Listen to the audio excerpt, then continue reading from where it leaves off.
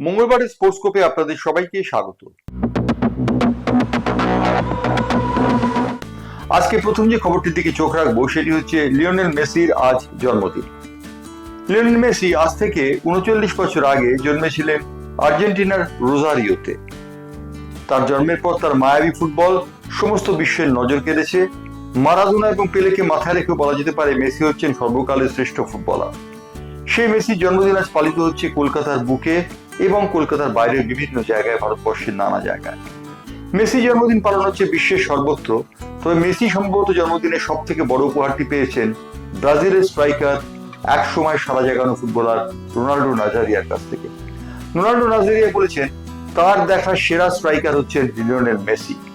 Lionel Messi সম্পর্কে তিনি বলেছেন অ্যাটাকিং মিডফিল্ডার হিসেবে লিওনেল মেসি খেলেন এবং তিনি যখন খেলেন তখন তার নান্দনিক ছন্দ খেলার মাঠকে অন্যরকম একটি মর্যাদা দেয়।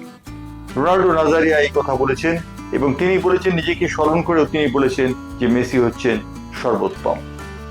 এবার আসি ক্রিকেটের খবরে যে খবরটির দিকে প্রথম নজর দেবো সেটি হচ্ছে, আমরা সবাই জানি ঋষভ পন্থ দুটি ইনিংসে সেঞ্চুরি করেছেন প্রথম টেস্টে লিডসে, কিন্তু প্রথম টেস্টে লিডসে দুটি ইনিংসে সেঞ্চুরি করা সত্ত্বেও ১৩৪ এবং ১০৮ রান করা সত্ত্বেও তিনি দ্বিতীয় টেস্টে বাতিল হয়ে যেতে পারেন।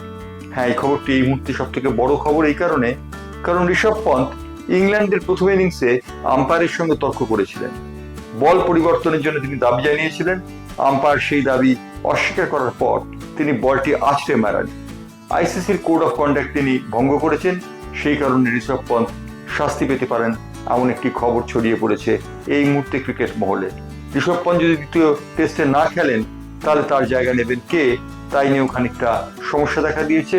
কারণ ঋষভ পন্থ ১১৮ এবং ১৩৪ রান করে সুনীল গাভাস্কারের কৃতিত্ব অর্জন করেছেন এবং সুনীল গাভাস্কার বলেছেন যে এই সিরিজে ৭০০ রান করলে ঋষভ পন্থ তিনি আশ্চর্য হয়ে যাবেন না, এবং তিনি ঋষভ পন্থের ভূয়সী প্রশংসা করে বলেছেন দুর্ঘটনা থেকে বেরিয়ে এসে ঋষভ পন্থ যেভাবে নিজের ক্রিকেট খেলাকে পরিশীলিত করেছেন তার জন্য কোনো প্রশংসাই যথেষ্ট নয়।